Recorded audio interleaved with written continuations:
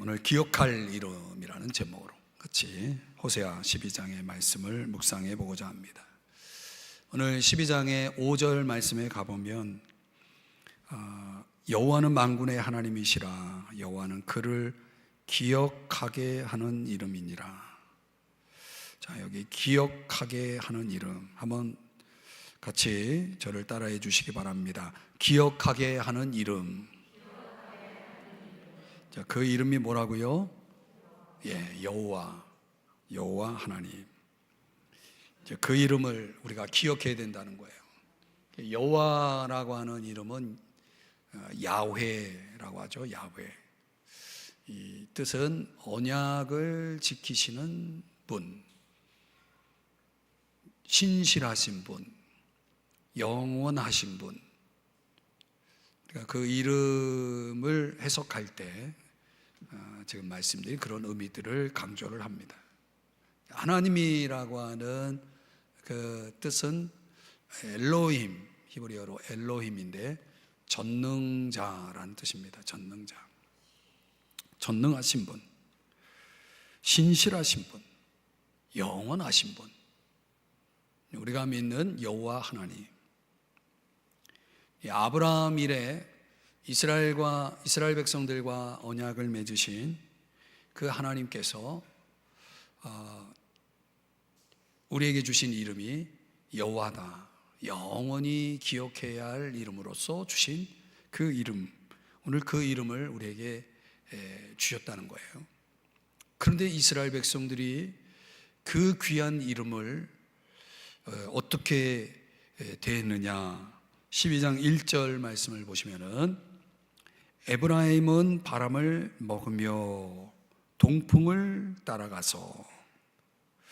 여러분, 바람을 먹을 수가 있나요? 먹어보셨나요? 바람을 먹는다는 게, 바람이 뭡니까? 바람이,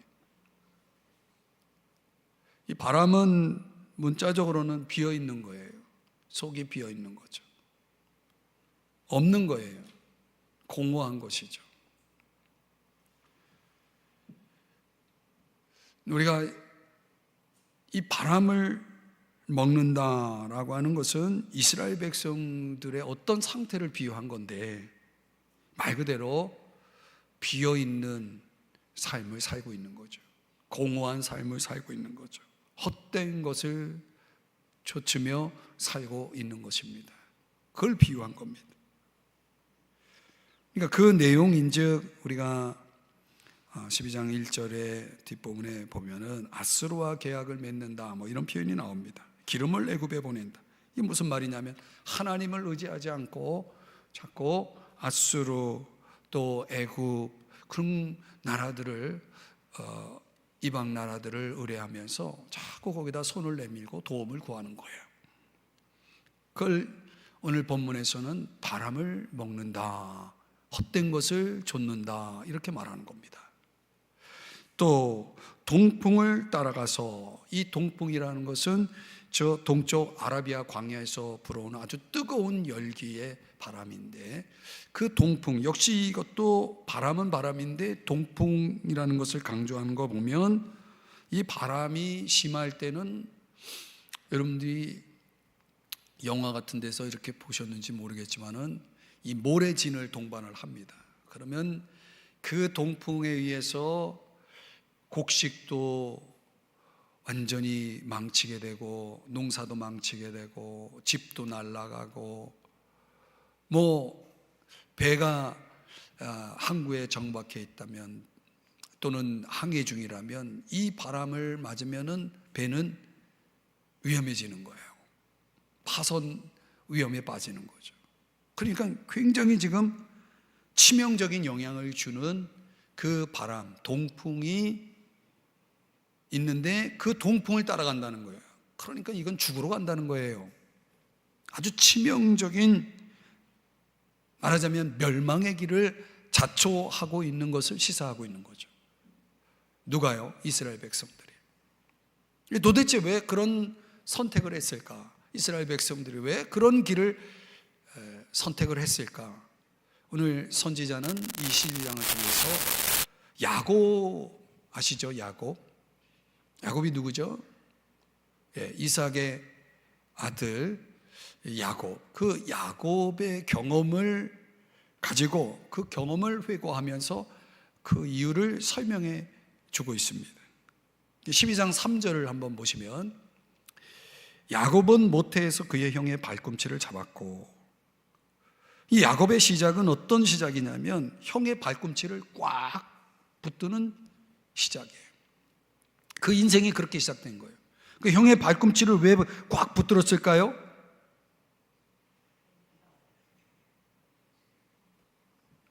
빼앗기지 않으려고, 장자의 위치를 빼앗기지 않으려고, 형보다 내가 먼저 나가려고 그 발꿈치를 꽉 붙잡았지만 결국은 두 번째로 나왔단 말이에요. 그래서 동생이 된 거 아닙니까? 그러니까 자기 자기를 차지하기 위해서 허우적거리는 이 인생의 모습을 이제 야곱에게서 보는 겁니다. 어느 날 형이 밖에 나가 뭘 했는지 모르지만 들어오면서 배고파 하는 거예요. 기회는 이때다 해가지고 팥죽 한 그릇에 어떻게 했습니까? 형의 장자권을 사지 않습니까? 그러니까 이 야곱이 얼마나 집요한 욕망의 모습을 보이고 있는지를 성경을 통해서 우리가 봅니다. 그뿐입니까? 아버지 이삭을 속여가지고 아버지의 그 마지막 예언에 가까운 그런 축복을, 아버지의 그 장자에게 주어지는 그 축복을 가로채지 않습니까? 그러니까 이 야곱은 어떤 야곱입니까? 한다면 하는 야곱이에요. 여러분, 이렇게 사는 분들이 있죠. 뭔가 뜻을 정하면 끝까지 물고 늘어지고 뭔가는 반드시 이루어야 하는, 그러면 잠을 잘 수 없을 만큼 그런 야곱의 모습, 목적 달성을 위해서 지금 형을 속였죠, 아버지를 속였죠. 수단이고 방법이고 어떤 것이라도 상관없어요. 목적을 이루는 데는, 목표를 이루는 데는 무엇이든지 상관없어요. 이런 성취지향적인 그런 인생을 시작하면서부터 보여준 사람이 누구냐? 야곱이라는 거예요. 그래서 우리가 지난주에 살펴봤던 11장 6절에 보면 이 이스라엘 백성의 모습이 꼭 그의 조상 야곱과 같았다는 거예요. 그 야곱도 뭘로 사냐면 괴책으로 사는, 꾀로. 야곱이 얼마나 꾀가 많아요. 그 꾀로 이스라엘 백성들의 모습도 다르지 않았다는 거예요. 그 인간적인 계책으로 살아가는 모습을 보였다. 이게 이제 11장 6절에 지난주에 우리 살펴본 말씀이에요. 그러니까 야곱은 어떤 사람인가? 말 그대로 자기 목적을 위해서는 수단 방법을 가리지 않고 반드시 그것을 이루기 위해서 발버둥을 친 사람입니다. 그런데요, 야곱이 그런, 어떻게 보면 하나님께서는 절대 기뻐할 수 없는, 하나님이 인정할 수 없는 그런 그릇된 길을 가고 있는 거 아닙니까? 그런데 하나님이 그를 버리지 않고 기회를 주시죠. 그래서 야곱이 저지른 일이지만은 그 일로 인해서 형이 잔뜩 화가 나가지고 내가 이놈을 당장 때려 죽여야 되겠다 해가지고 이제 잔뜩 기회를 노리고 있는 그 상황을 캐치를 하고 도망을 가지 않습니까? 외삼촌 라반의 집으로 도망을 가게 되는데, 그 여정에서 호세아 12장 3절에 보니까 이제 하나님께서 야곱을 만나 주시는 내용을 기록하고 있는 거예요. 12장 3절에 이 표현이 나옵니다. 또 힘으로는 하나님과 교류돼. 이미 이제 외삼촌 라반의 집에 도착하고 다시 이제 돌아오는 여정 속에서 요 상황이 벌어진 거죠. 창세기 몇 장의 내용입니까? 32장의 내용 아니겠습니까? 여기 힘으로는 이라는 이 표현은 자라서는, 다 큰 다음에는, 어른이 되어서는, 다른 성경에서는 이렇게 번역을 했어요. 그러니까 이 말은 무슨 얘기냐면 성숙한 때에, 이런 표현이에요. 그가 그 어릴 때 야곱의 모습이 아니고 뭔가는 변화된 모습이죠. 이제 성숙해진 거예요.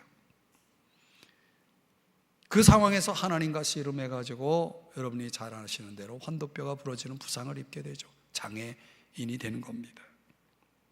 그리고 인생이 달라져요.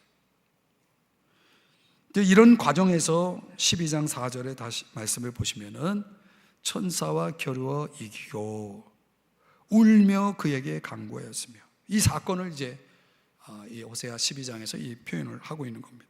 울다라고 하는 이 단어가 바카라고 하는 히브리어인데 애통하다 이런 뜻이에요. 애통하다. 왜 울었다는 거예요? 우리는 창세기에서는 야곱이 울었다는 표현 없잖아요. 그냥 하나님과 천사와 씨름했다라고 하는 정도만 나오는데, 이 호세아 선지자가 그거를 해석해 주기를 그 상황에서 야곱이 뭐 했다? 울며 기도했다라고 얘기하고 있어요. 울며 기도했다. 도대체 왜 울었느냐? 야곱이 지금까지 살아온 자기 인생을 돌아보면서 참 내가 내 힘만 믿고 내 깨로 지금까지 살아왔는데 다 부질없는 거다 말이죠. 지금 형이 군사들을 끌고 나를 죽이려 지금 오고 있는데 내가 집에도 가고 싶어도 갈 수 없는 상황에 형이 당장 지금 칼을 들고 나를 칠 건데요. 지금 그런 상황에서 집에 도착은커녕 부모님을 뵙는 거는커녕 이제 자기 수하에 딸린 그 가족들과 재산이고 뭐고 다 부질없는 거예요. 내가 죽으면 다 소용없는 거 아니에요.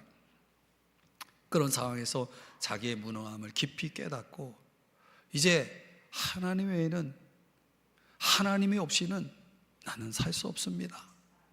이걸 깨달은 거 아니에요. 이걸 깨닫고 울며 하나님 앞에 기도한 거예요. 말하자면 하나님 도와주세요. 하나님 없이는 저는 이제 못 살아요 하면서 하나님 붙잡고 씨름을 한 거예요. 무슨 삿바 싸움을 한 겁니까? 그런 거 아니죠.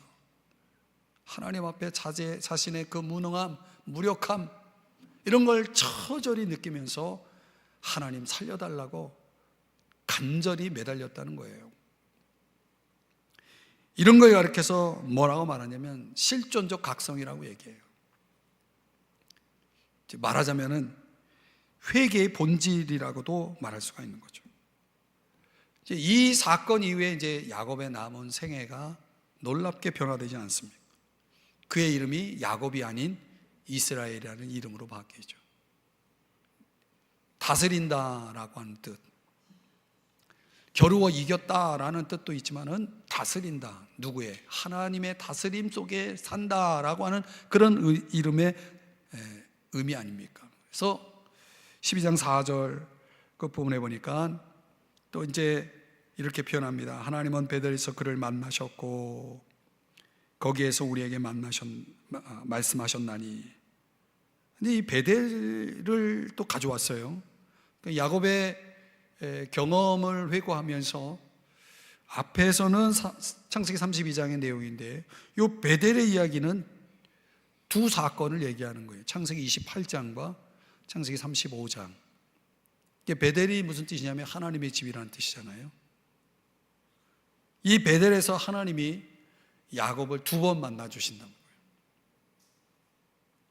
형 에서의 그 분노, 그리고 동생을 죽이려고 하는 그런 의도를 파악하고 외삼촌 라반의 집으로 도망갈 때 하나님이 이 베델에서 그를 만나 주시면서 내가 너를 지켜주겠다, 내가 너를 어디로 가든지 내가 너를 지켜주겠다라고 하나님이 약속을 하시죠. 그러면서 하나님 이제 깊이 만납니다. 그리고 한참 시간이 지나가지고 이제 야곱이 집으로 돌아오면서 형과의 화해도 이루어졌고 좀 평안해지니까 딴 길로 샜죠. 그러다가 자기의 딸 디나가 큰 어려움을 이제 겪게 되면서 가정에 불행이 찾아오죠. 거기서 한번 또 야곱이 또 깨지면서 하나님이 뭐라고 말씀하냐면, 너 형 에서의 낯을 피하여 도망갈 때 나를 만났던 장소 있지? 그곳이 어디야? 야곱, 그곳이 어디야? 하나님이 베델을 딱 생각나게 했단 말이에요. 너 빨리 거기 가서 단을 쌓아라 말씀을 하신단 말이에요. 야곱이 완전히 변화된 시점이 바로 그 시점이죠. 그래서 전적으로 하나님만을 의지하고 이제 하나님을 섬기는 남은 인생을 살게 되는 그런 전환점이 된 거죠. 사실 이렇게 야곱의 생애를 세 부분으로 나눠서 이제 호세아 선지자가 이스라엘 백성들에게 조상 야곱의 이야기를 지금 회고시키는 거예요. 야곱이 어떤 사람이었느냐, 이렇게 시작을 했다, 그리고 결과는 어떻다, 이런 얘기를 쭉 하면서 야곱의 그 아름다운 변화를 회고하면서 이스라엘 백성들에게 이제 너희들의 모습을 좀 봐라 말이지. 너희 조상 야곱의 모습을 좀 떠올리면서 이제 너희들이 해야 할 일은 여호와 하나님, 그 영원하신 하나님의 이름을 기억해야 돼 라고 촉구하고 있는 거예요. 하나님의 이름을 기억해야 돼. 그래서 야곱처럼 변화돼야 돼 라고 지금 호세아 선지자가 촉구하고 있는 거죠. 이걸 위해서 너희들에게, 이스라엘 백성들, 너희들에게 필요한 것이 세 가지가 있는데 그게 뭐냐 해서 호세아 선지자가 세 가지를 촉구합니다. 첫 번째는 교만을 버리라는 거예요. 결국은 이스라엘 백성들이, 또 야곱이 자기의 수단 방법을 의지하고 자기 힘으로 살아갔던 모습들, 이게 다 뭐예요? 이게 교만이죠. 오늘 본문 1절 말씀에 보면 종일토록 거짓과 포악을 더하여, 이런 말씀을 하고 있습니다. 그러니까 이스라엘 백성들이 앞서도 설명드렸지만은 북쪽은 아수르가 있고 남쪽은 애굽이 있어요.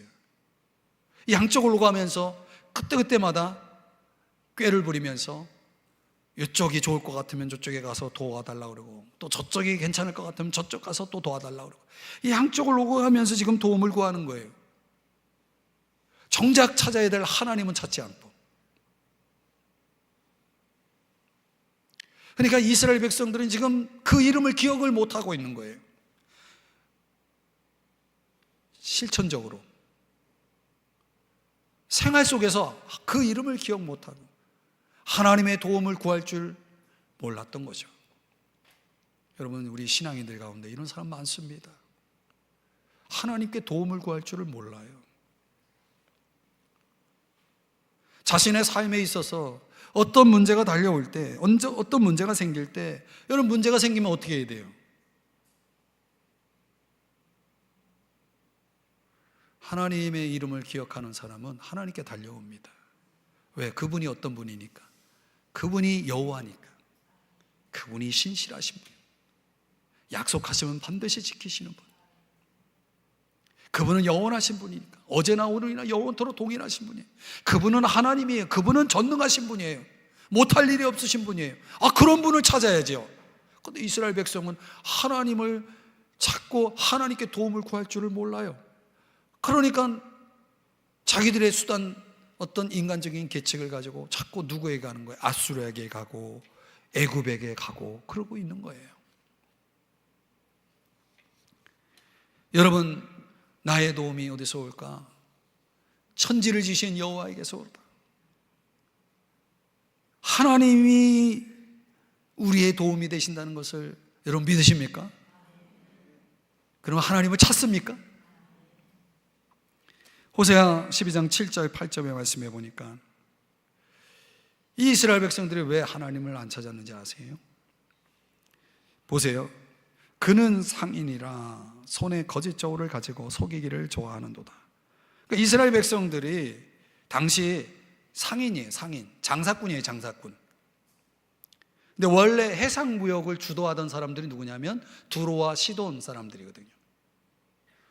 에스겔 선지서를 여러분들이 읽으면은 거기에 나와요. 두로 사람들이 해상 무역을 장악하고 그 모든 상권을 쥐고 있는, 오늘날로 말하면 경제권 최고 우위에 있는 그런 나라거든요. 그러니까 두로와 시돈에게서 이스라엘이 장사하는 법을 배웁니다. 근데 하나님이 이스라엘 백성들을 축복하니까 두로와 시돈에게서 장사를 배웠는데 이제는 그들보다 더 장사를 잘하는 거예요. 그렇게 해서 어떻게 됐습니까? 그들이 상인으로서 성공하는 거죠. 장사꾼으로서 아주 최고의 성공을 거뒀어요. 그래서 8절을 보세요. 에브라임이, 이스라엘 백성이 말하기를 나는 뭐다? 나는 실로 부자다 말이죠. 돈을 많이 버는 거예요. 근데 문제는 뭐예요?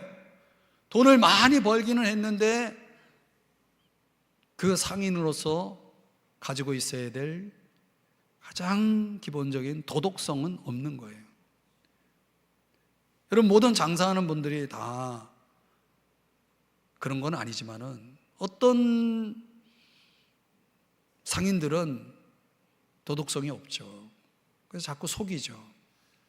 그러니 이스라엘 백성은 뭘 사용했다고 말합니까? 손에 저울이 있는데 그 저울이 어떤 저울? 거짓 저울이라고 말합니다.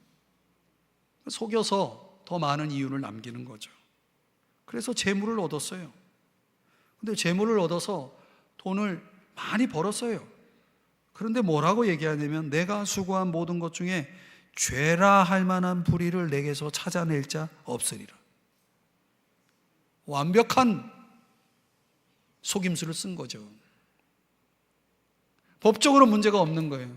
너무나 치밀하게 거짓 저울을 사용해서 최대한 이윤을 얻어서 부자가 된 거예요. 그러니까 여러분, 부자가 되긴 됐는데 거짓 저울을 사용했다. 이거는 마치 야곱이 장자권을 얻었는데 축복은 받았는데 형도 속이고 아버지도 속인 거와 똑같죠. 거기에다가 부자가 되어서 자기들이 벌어들인 재물에 대해서 뭐가 없냐면 죄의식이 없는 거예요. 자기 합리화, 자기 변명을 하고 있는 거죠. 이게 뭐예요? 다 욕심에 눈이 가려져 가지고 이렇게 된 거예요. 더 나가면은 그 깊이 들어가 보면 그게 뭐냐? 교만이에요. 교만에 빠져 있는 거예요. 번영은요, 사람들을 자기 만족과 교만에 빠지게 한다는 것을 여러분이 아셔야 됩니다. 내가 성공한다, 성공적인 인생을 살아간다라고 했을 때 그 성공이 나에게 영광을 가져오고 사람들의 인정을 가져올 때 그때 종종 사람들은 여기에 빠지죠.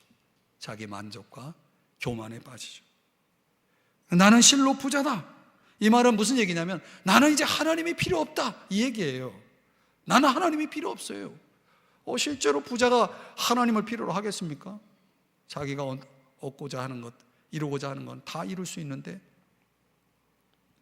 이 요한계시록 3장 17절의 말씀에 보면 한번 이 말씀을 같이 읽어볼까요? 시작. 내가 말하기를 나는 부자라 부여하여 부족한 것이 없다 하나 뇌 광고한 것과 가련한 것과 가난한 것과 눈먼 것과 벌거벗은 것을 알지 못하는도다.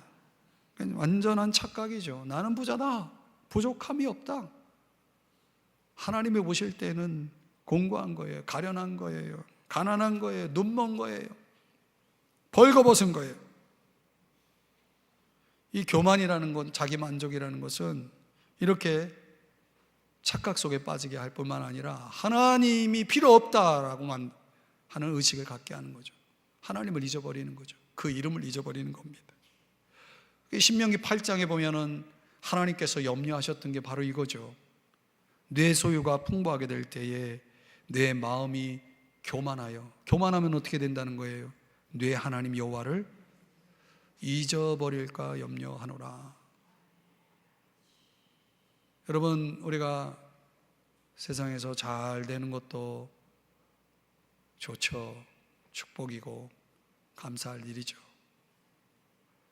근데 그 잘됨이 하나님을 잊어버리게 만들 수 있는 거예요. 지금 이스라엘 백성들이 그러한 모습을 하고 있는 거예요.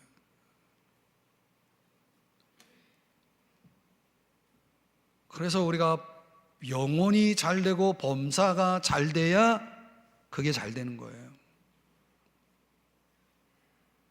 하나님 앞에 내 신앙이 바로 서고 믿음이 바로 서고 영혼이 잘 돼 있는 상태에서 세상 범사도 잘 돼야죠. 세상 범사만 잘 되고 영혼이 완전히 무너지고 깨지고 망하는 인생이 되어서는 안 되는 거예요. 왜 하나님을 잊어버리냐고요, 자꾸. 우리의 일상 속에 하나님을 생각하지 못하게 만드는 모든 일상들은 지금 이 말씀이 다 적용이 되는 겁니다. 나는 필요 없는 거야. 누가? 하나님 필요 없는 거예요. 그러니 하나님 생각이 없죠. 그러니까 하나님이 경고를 하셨어요. 어떻게 경고하시느냐? 너가 좀 겸손해야 되겠다 해서 12장 9절의 말씀인데요, 이 말씀은 자막의 내용만 같이 읽어볼게요. 시작. 내가 너로 다시 장막에 거주하게 하기를. 이게 무슨 말이냐면 너 좀 다시 광야 생활을 좀 해야 되겠다, 이런 말씀이에요. 이스라엘 백성이 텐트 생활을 어디에서 했습니까? 광야에서 했죠. 이 광야는 어떤 광야를 의미하는 겁니까? 고난의 광야를 얘기하는 거예요. 너 좀 다시 고생 좀 해야 되겠다.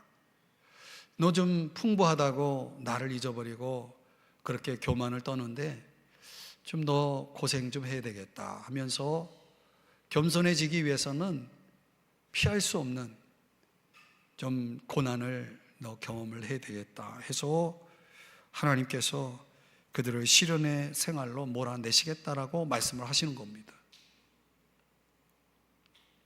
여러분, 교만은 하나님이 절대로 미워하시는 겁니다.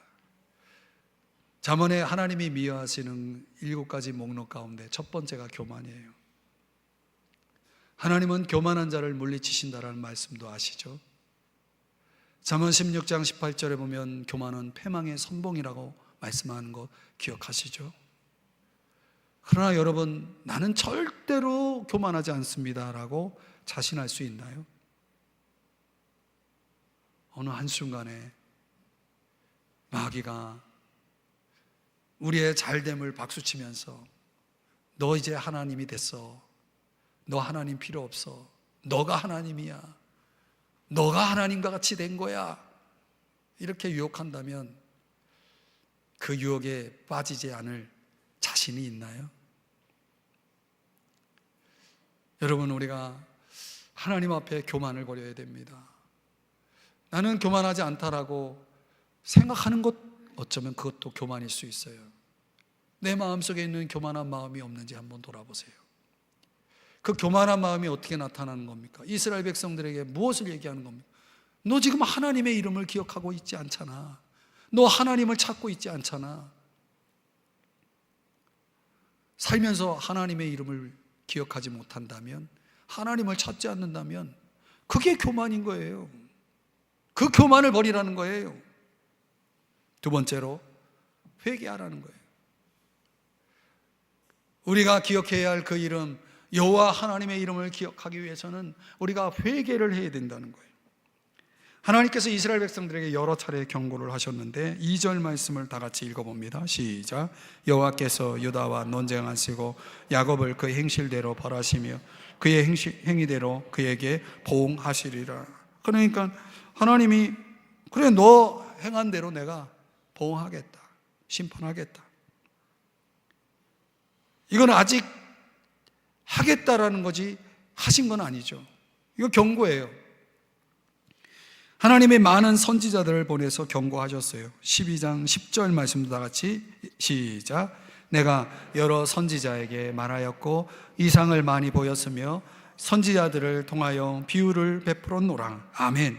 그러니까 선지자들에게 말하였다라고 하는 이 표현은 원어에 의하면 선지자들을 통하여, 그들의 사역을 통하여, 이런 뜻이에요.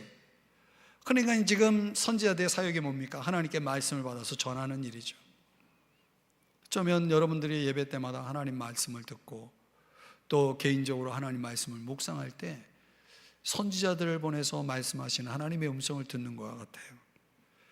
그러나 그 이스라엘 백성들이 하나님의 그 경고를 그 수없이 많은 선지자들을 통해서 말씀하시지만 그들이 들었습니까? 아니에요. 안 들었어요. 오히려 더 하나님께 등을 돌리고 더 우상 숭배에 빠졌다는 거예요. 그래서 하나님은 어떻게 하셨다? 12장 14절 경노하게 함이 극심하였다 그랬어요. 하나님이 그렇게까지 경고했으면 좀 정신 차리고 돌아와야 되는데 아직까지도 돌아오질 않고 있어요. 그러니까 하나님이 얼마나 극심한 경노를 하셨는지.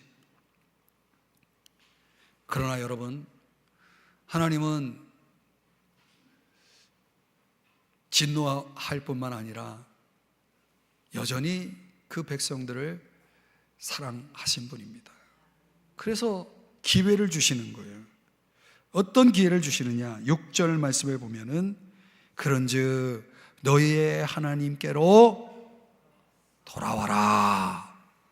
슈브, 이게 신약의 용어로 말하자면 회개하라 이런 뜻이에요. 다시 아버지 집으로 돌아와라 이런 뜻이거든요. 회개를 촉구하고 있는 거예요. 그리고 그 회개에 합당한 열매로서 인애와 정의를 지키며. 회개한 사람들의 특징이 뭡니까? 이웃 간에 사랑이 있어요. 다른 사람들을 사랑한다는 거예요. 회개한 사람들이 맺는 회개에 합당한 열매로서 나타나는 게 뭐예요? 인간관계 속에서 사랑을 행해요. 또 정의를 지키며, 이 정의라고 하는 것은 하나님의 법도를 따라서 산다는 거예요. 하나님 말씀에 순종한다는 거죠. 그러니까 회개한 사람들에게는, 반대로 회개하지 않은 사람들은 사랑이 없어요. 하나님 말씀을 따라 살지도 않아요. 회개한 자만이 사랑 그리고 순종이라는 이런 하나님이 원하시는 삶을 살게 되는 것입니다. 그래서 미가서 6장 8절에도 여호와께서 너에게 구하시는 게 뭐냐 하면서 오직 정의를 행하며 인자를 사랑하며 이렇게 쭉 나오는 거예요. 그러니까 오늘 내가 삶 속에서 회개에 합당한 열매가 나타나는 것을 보면 회개한 사람이 맞고, 그런 합당한 열매가 없다 그러면 나는 여전히 하나님께 돌아온 사람이 아니라는 뜻이겠죠.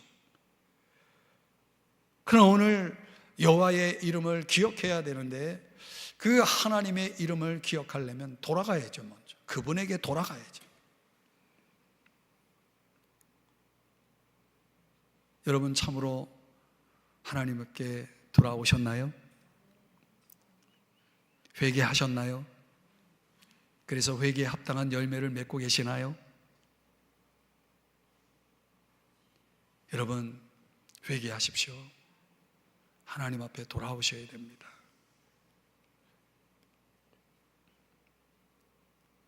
생각으로 아니라, 마음으로만 아니라 우리의 삶이 하나님께 돌아와야 돼요. 그리고 진정으로 하나님이 원하시는 삶을, 내 회개에 합당한 열매를 맺고 있어야 돼요. 그런 사람은 하나님의 이름을 잊지 않아요. 하나님의 이름을 항상 기억하며 사는 줄 믿으시기 바랍니다. 마지막 세 번째는 은혜를 구하라는 거죠. 은혜를 구하라. 12장 9절의 말씀에 보면 내가 애굽 땅에 있을 때부터 나는 내 하나님 여호와니라. 이게 무슨 말씀입니까? 이스라엘 백성들이 애굽에 있을 때 그들은 노예였거든요. 자유가 없었어요. 그런데 이스라엘 백성들이 그 애굽에서 나왔단 말이에요. 출애굽을 했단 말이에요. 그리고 그들이 드디어 나라로 탄생이 됐잖아요. 이스라엘 나라가 탄생이 된 거 아니에요.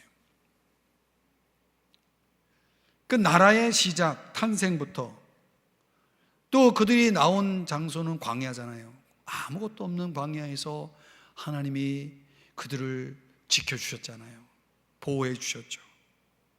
거기에다가 그들을 약속의 땅 가나안으로 인도하셔서 그 땅을 정복해서 차지해서 그 땅의 소산을 적각골이 흐르는 땅의 축복을 누리게 하셨잖아요. 형통하게 하셨죠. 나라를 탄생하게 하고 나라를 보존시키고 나라를 형통하게 하신 그 하나님, 처음부터 마지막까지 그 모든 것을 이끄신, 주도하신 하나님, 그 주권적인 은혜의 하나님, 그 하나님을 지금 강조하고 있는 거예요. 12장 9절에서 내가 애굽 땅에 있을 때부터 지금까지 나는 너의 하나님 여호와다 라고 말씀을 하고 있는 거예요. 그리고 13절에서 또 말씀합니다. 이스라엘을 애굽에서 인도하여 내셨고 이스라엘이 한 선지자로 보호받았건을 다시 한번 또 강조해요. 하나님의 인도하심, 하나님의 보호하심, 하나님의 도우심, 이 모든 것이 다 뭐다? 은혜다라는 거예요. 너희들의 힘으로 한 게 아니다라고 말씀을 하고 있는 거죠. 여러분, 우리가 살아가면서 그거 잊지 말아야 돼요. 우리 힘으로 살고 있는 게 아니에요. 지금 내가 열심히 해가지고 내가 여기까지 온 게 아니라는 거예요. 인정하십니까? 그래서 하나님이 이스라엘 백성을 향해서 마지막으로 촉구하는 내용이 뭐냐? 12장 6절의 하반부를 다 같이 자막을 보면서 읽습니다. 시작. 항상 너희 하나님을 바랄지어다. 아멘. 이렇게 살라는 거예요. 바라다라고 하는, 카바라고 하는 단어는 참을성 있게 기다리다, 기대하다 이런 뜻이거든요. 그 하나님, 엘로힘, 전능자, 여호와, 언약의 신실하신, 초도 변치 않으시는, 약속을 하시면 반드시 지키시는 그 신실하시며 영원하신 그 여호와, 그 하나님, 세상에 이런 분이 있나요? 하나님 말고 또 있나요? 여러분, 이 하나님을 항상 바라보며 살았던 성경의 인물 한 사람이 있는데 그가 바로 사무엘입니다. 여러분, 사무엘이 승리의 기념비로 세운 그 기념비의 이름이 뭔지 아십니까?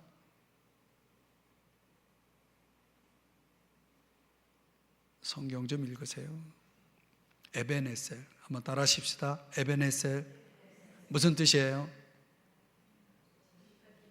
예, 여기까지 도우셨다라는 뜻이에요. 왜 하나님은 사무엘을 여기까지 도우셨을까요? 성경에 말씀하기를 사무엘이 여호와께 부르짖음에 여호와께서 응답하셨도다, 이렇게 말씀을 하고 있어요. 그래서 에벤에셀의 기념비가 나온 거예요. 여기까지 도우신 그 흔적이 뭐냐? 그게 기도응답이에요. 우리 모두에게는 다 이런 에벤에셀의 기념비가 다 있어요. 그게 언제 일입니까? 몇십 년 전의 일입니까?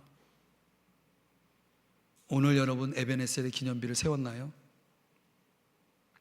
오늘도 여기까지 도우셨다고 하나님께 고백할 수 있는 하루를 사셨나요?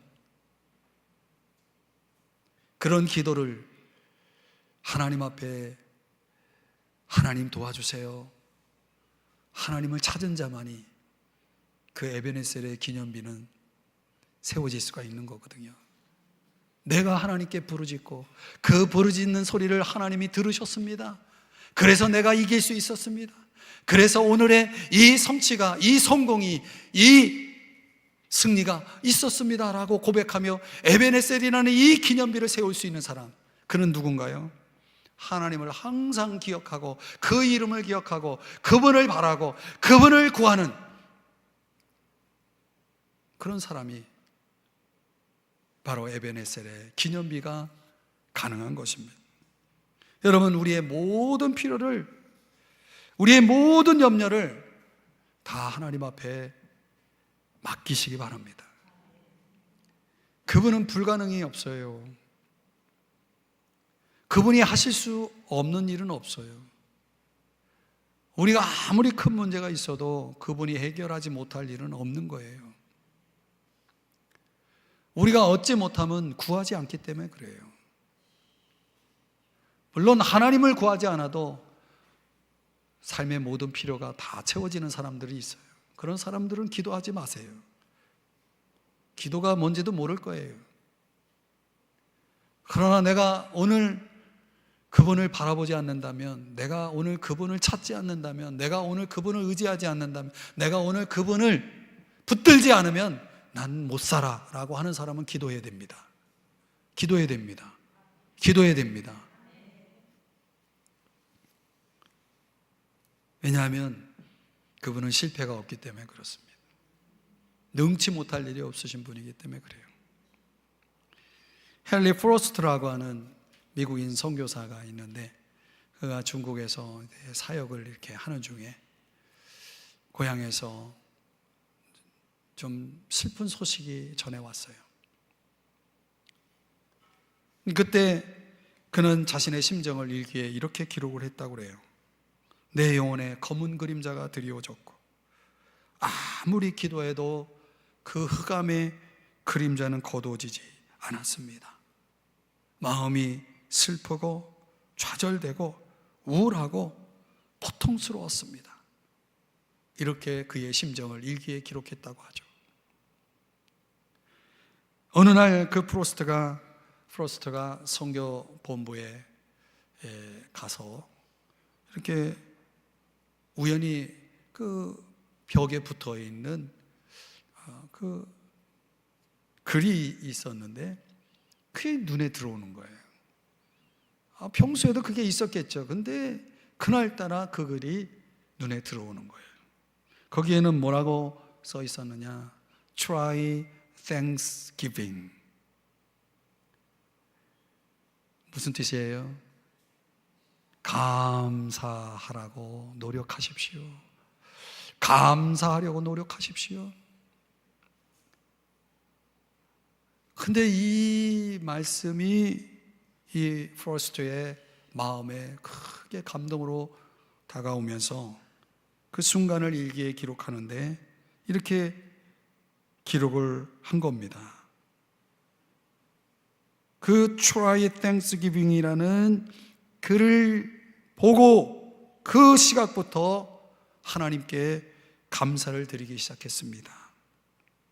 그러자 내 마음속에 흑암이 물러가고 내 영혼에 빛이 비추기 시작했습니다. 이렇게 기록을 했다는 겁니다. 그래서 그 프로스트가 그 어둠의 역사들을 이겨내고 하나님 안에서 계속 사역을 이어갈 수 있었다라고 하는 그런 간증의 내용입니다. 여러분, 낙심하지 마십시오. 항상 기도하십시오. 우리의 삶에 일어나는 모든 문제들을 가만히 생각해 보세요. 왜 이런 문제들이 생겼다고 생각하십니까? 어제 제가 우리 교회 일로 어떤 분을 만나서 교회에서 면담을 했는데요. 그분이 저에게 그런 말을 해요. 말하자면 그런 얘기예요. 왜 이런 일이 일어나는지 하나님의 뜻을 물어보십시다 그러더라고요. 그래서 제가 저분은 목사보다 낫다 그런 생각을 했어요. 하나님의 뜻을 물어봅시다. 도대체 왜 이런 일이 우리에게 일어나는? 여러분, 우리 삶에 일어나는 모든 일들이 하나님의 주권 속에 있다고 믿습니까? 그럼 그 문제는 어떤 문제라도 그 문제는 둘 중에 하나예요. 그게 시험이 되든지 유혹이 되든지. 그게 시험이 된다면, 하나님이 내게 주신 시험이라면 이거는 나로 하여금 하나님을 찾아 하나님께 기도하라는 사인이구나. 하나님께 기도하라는 사인이구나. 내가 이렇게 해석을 해버리면 그거는 나에게 시험이 되는 거예요. 그리고 그 시험을 이겨내면 항상 너의 하나님을 바랄지어다 라는 말씀을 적용하는 거예요. 근데 유혹이 되면 봐라, 너 하나님 열심히 믿으면 뭐하냐. 문제가 이렇게 계속 나오는데 소용없다. 하던 기도도 다 멈추고 그냥 자포자기하고 있다면 그건 마귀의 유혹이죠. 마귀의 유혹이죠.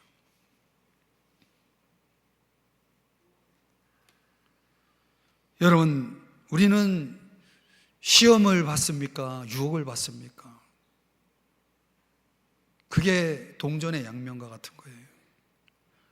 우리의 삶에 일어나는 모든 것들은 항상 하나님의 이름을 기억하는 사람들에게는 시험일 뿐이에요. 이것도 하나님 찾으라고 하는구나 하면서 하나님 앞에 열심히 매달리는 거죠. 야곱처럼 말이죠. 야복나루에서 천사와 겨루어 끝까지 물고 늘어지는 거예요. 하나님에게 온갖 구하는 것이나 생각하는 것에 더 넘치도록 능히 하실 하나님 믿습니까? 그 하나님 앞에서 우리가 살아야 되는 겁니다. 하나님의 은혜, 그 은혜가 필요하지 않습니까, 여러분? 말씀의 결론을 맺으면 우리가 항상 기억해야 할 이름이 있습니다. 그 이름은 여호와 하나님입니다. 그 이름 속에 우리의 모든 것이 달려 있습니다. 교만하지 마십시오. 자기 만족에 빠지지 마십시오. 만족한다는 게 나쁜 것만은 아니죠. 그러나 그 자기 만족이 우리로 하여금 하나님이 필요 없다라는 식의 태도를 갖게 만든다면, 그런 생활 방식을 조장한다면 여러분 절대로 그거는 좋은 만족이 아닙니다. 교만을 버리세요. 회개하세요. 회개에 합당한 열매를 맺으세요. 나아가 은혜를 구하세요. 저는 이번 한 주간 하나님 앞에 정말 전심으로 하나님 앞에 기도하는 한 주간을 보냈는데요, 하나님 앞에 기도하면 기도할수록 기도할 게 더 많아지는 것 같아요. 내가 하나님 앞에 기도 많이 하고 있는지 누가 합니까? 하나님이 아시잖아요. 근데 하나님이 자꾸 기도 제목을 더 주세요. 그거 어떻게 해요? 더 기도해야죠. 제 귀에 들려오는 소리나 보이는 일이나 다 기도의 제목이에요. 기도하지 않고는 해결할 수 있는 게 없어요. 아무것도 없어요. 오늘 우리가 말씀 마치고 함께 기도할 때도 정말 우리가 오늘 이 시간 하나님 야복나루에서 하나님 없이는 나 못 살아요, 이 심정으로 하나님 앞에 한번 매달려 보세요. 물론 오늘 이 짧은 기도가 나의 모든 문제를 다 해결하지는 못할지도 몰라요. 그러나 여러분, 하나님을 내가 찾는 한 하나님은 우리의 기도를 반드시 응답하시고 우리를 도우시는 분이심을 믿으시기를 바랍니다. 그 믿음이 나를 살리고 그 믿음이 나를 기도하게 만드는 거죠. 오늘 잘 오셨어요. 오늘 이 시간 이 자리에 있다는 게 여러분이 승리한 거예요. 마귀는 여러분들이 이 자리에 있지 못하게 만들 거예요. 여러분들이 기도하는 기자만 생각해도 마귀는 벌벌 떨 거예요. 여러분 승리하셔야 됩니다. 기도하셔야 됩니다. 더 많이 기도하셔야 됩니다. 여러분이 지금까지 해왔던 기도보다 더 많이 더 엎드려야 됩니다. 그게 여러분이 사는 길이고, 그게 여러분의 가정을 살리는 일이고, 그게 여러분의 자녀를 살리는 길이고, 그게 우리 교회를, 이 민족을 살리는 길임을 믿으시기 바랍니다. 기도하겠습니다. 하나님 아버지, 오늘도 우리는 우리가 기억해야 할 여호와 하나님의 이름을 다시 한번 떠올리고 그 이름을 기억하며 그 이름을 부르며 하나님의 그 은혜 안에서 저희들이 오늘도 기도하기를 원합니다. 주여 교만을 버리게 하여 주시고 회개하게 하여 주시옵시고 회개에 합당한 열매를 맺게 도와주시옵소서.